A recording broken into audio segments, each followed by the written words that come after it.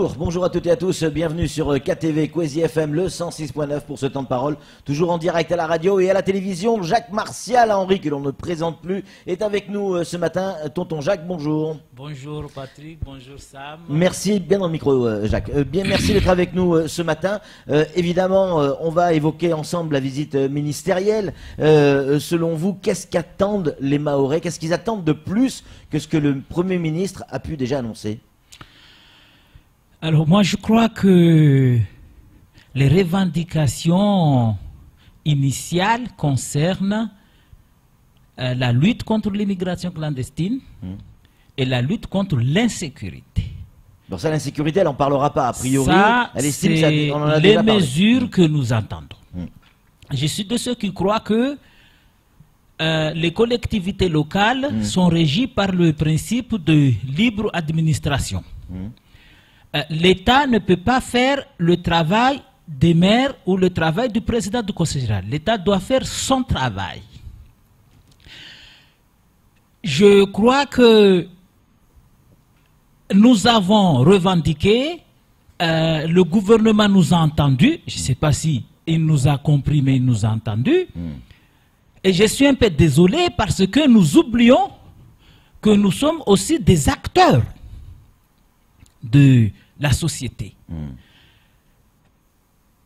On n'entend pas parler des richesses que nous possédons, notamment nous avons le plus grand lagon fermé du monde, un véritable aquarium. 70% de nos terres sont agricoles.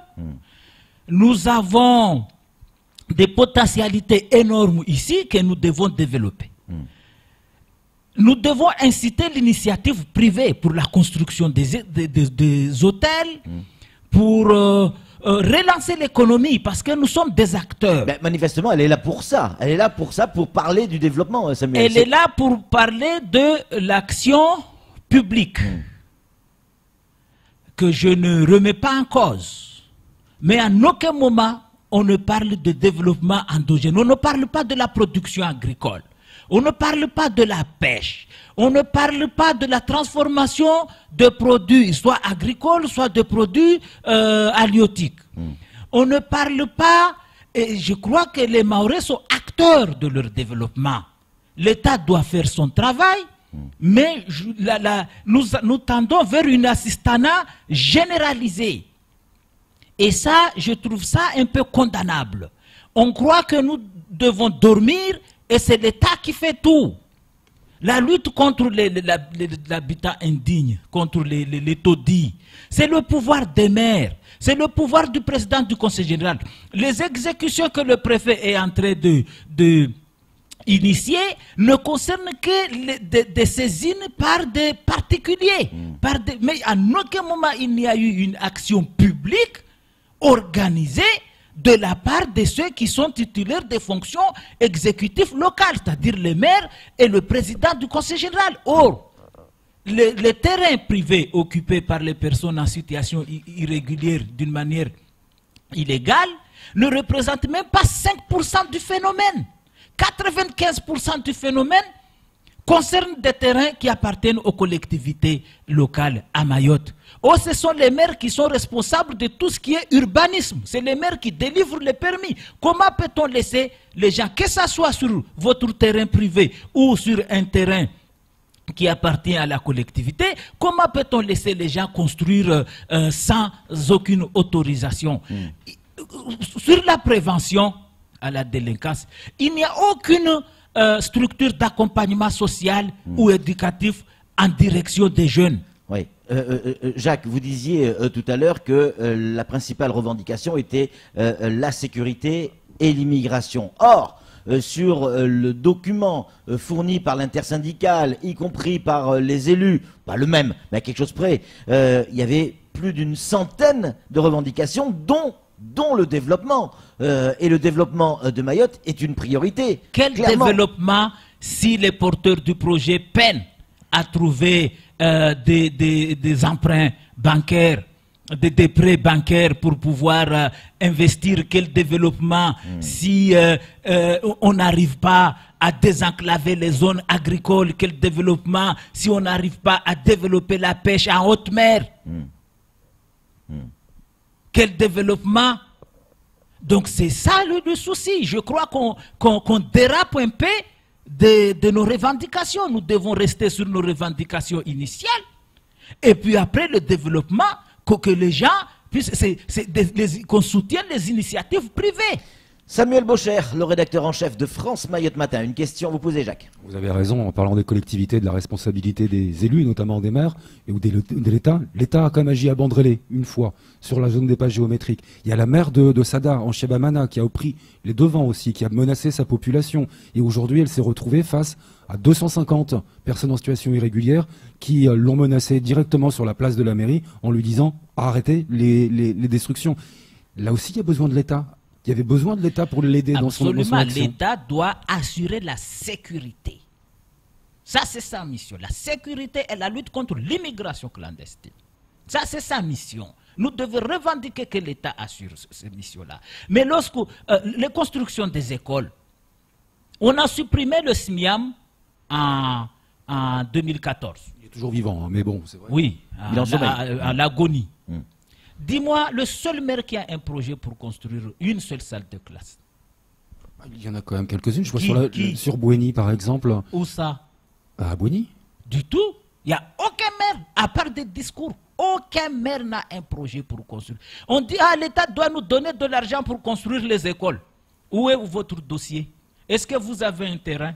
En même temps, il y a beaucoup de maires qui ne veulent pas construire d'écoles parce que pour eux, et ça je le tiens de source sûre, de déclarations de certains maires de nos communes qui estiment que construire des écoles est un appel d'air pour l'immigration clandestine. Ça c'est pas du tout vrai. Oui. C'est eux-mêmes qui disent qu'il faut construire des écoles. Mais ils ne construisent pas. Voilà. Donc il faut qu'on développe cette île. Et le développement de cette île, déjà, les peu d'investisseurs qui sont venus ici pour investir, on les embête. On a vu ce qui s'est passé à la Colas, on a vu ce qui s'est passé à Maïko, on voit ce qui se passe avec MCG. On décourage des investisseurs et puis après, nous-mêmes les Maorais, on ne veut pas investir. On veut tous être des fonctionnaires. On ne veut pas investir. C'est ça le développement. Il n'y a aucune unité de conservation de produits agricoles à Mayotte. Moi, j'avais travaillé avec une société qui s'appelle Frigodome, qui voulait s'installer ici pour la conservation de produits en froid positif ou en froid négatif, pour qu'il y ait des produits agricoles toute l'année. À cause de la grève de 2011, cette société a dit non, moi je ne viens pas. Il n'y a pas d'unité de conservation de produits. Pour pouvoir développer l'agriculture, il n'y a pas d'unité de transformation des produits, ni agricoles, ni les produits de pêche, ni rien. Tout ça, on le sait, Jacques-Martial Henry. Moi, oui, mais les Maorais doivent se battre pour ça. Nous devons nous organiser, nous associer. Ça fait partie des revendications, elles y sont dedans. Ce sont des actions publiques. Les revendications, c'est juste l'État fait tout pour nous. Non. Nous voulons vivre ici en sécurité. Nous devons juger l'action de l'État sur la sécurité et sur la lutte contre l'immigration clandestine. C'est ça ce que nous voulons. Et puis après, nous devons nous battre pour développer notre tourisme. Toute la population. Nous devons nous battre pour le tourisme. Nous devons nous battre pour la pêche à haute mer. Nous devons nous battre pour l'agriculture. Nous devons nous battre. Les communes doivent construire des structures d'accompagnement social et éducatif au profit des jeunes. Aucune médiathèque départementale, aucune bibliothèque. Il y a seule la petite bibliothèque qui existe à Cavani. Comment peut-il qu'un pays se développe comme ça? Pas de gymnase. Rien. Samuel.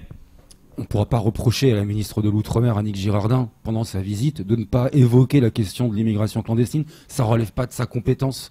Ce sont les Comores qui disent non, fermé, interdiction des reconduites. Si on lui oppose nous connaissons la Russie. Lorsque vous l'embêtez, il vient faire la guerre chez vous. Les États-Unis, quand vous l'embêtez, il vient faire la guerre chez vous. Qu'on ramène ces gens-là chez eux. Vous appelez à la guerre avec les Comores, Manu Militari. Vous appelez à la guerre avec les Comores ou quoi? S'il faut la guerre, il faut. Mais de toute façon, le Comore ne peut pas se mesurer à la France. Nous devons ramener ces gens-là chez eux. Mani Militari. C'est chez eux quand même. On les amène, on ne les envoie pas à Djibouti ou en Inde. On les envoie chez eux. Où est le droit que nous avons violé? Non, on ne doit pas s'amuser avec ces genres d'affaires. Alors, quelle solution vous proposez puisque en face, on a le président des Comores qui dit non, a priori, jusqu'à mi-juillet. A priori, jusqu'à mi-juillet, date à laquelle il doit y avoir un référendum. Est-ce que Mayotte peut rester quasiment 2 mois sans reconduire de la frontière? Les élus eux-mêmes doivent être clairs. Jusqu'à aujourd'hui, le seul parlementaire qui est clair dans sa position, c'est Mansour Kamardine. On va recevoir un autre parlementaire. Quand vous écoutez les autres, ils sont contre le visa Balladur. Le visa Balladur n'a pas produit de résultats. On sait très bien qui était à l'initiative de la suppression du visa Balladur en 2012. On ne comprend pas. Et puis après, chaque personne qui intervient, c'est faire peur aux Mahorais. C'est devenu la mode d'aujourd'hui. C'est lui qui parle bien, qui défend plus les intérêts de Mayotte, c'est faire peur aux Mahorais. Ah, Mayotte va rejoindre les Comores. Mayotte, mais attendez. Nous étions régis par la loi du 24 décembre 1976, qui est une loi organique qui a instauré la collectivité locale, la collectivité territoriale. C'était une loi organique, ce n'était même pas une loi constitutionnelle. C'est une loi organique prise en vertu de l'article 74 de la Constitution. Il était plus facile de larguer Mayotte pendant cette période qu'aujourd'hui, que nous sommes inscrits dans la Constitution. Donc on arrête de se faire peur. Mayotte est française. Les Comores, ils peuvent toujours se pavaner. Mais qu'on se batte pour qu'on se développe. Qu'on crée de la richesse, qu'on crée de l'emploi. Le même discours que Annick Girardin. Bien sûr, moi j'espère que les gens l'ont écouté.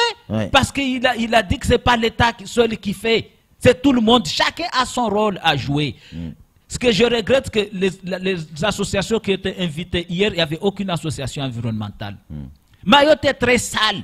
Vous voulez que ça soit Emmanuel Macron qui vienne nettoyer Mamoudzou, Dembeni ou Koungou? Pourquoi pas? Mais pourquoi pas? On lui donnera des gants et les maires, ils sont responsables de la propriété urbaine. Qu'est-ce qu'ils font?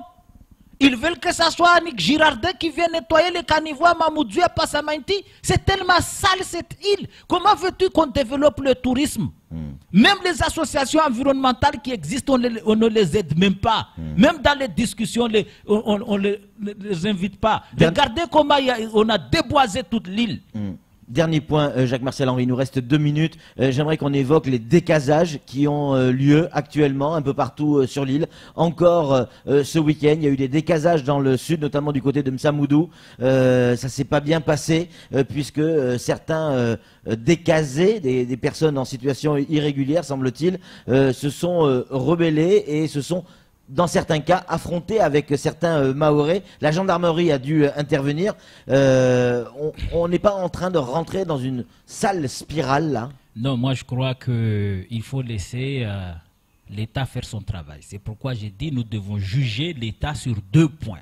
Sur la sécurité et sur la lutte contre l'immigration clandestine. Mettre sans une mesure, c'est déjà semer la confusion. Je ne suis pas de ceux qui croient que nous devons se faire justice nous-mêmes.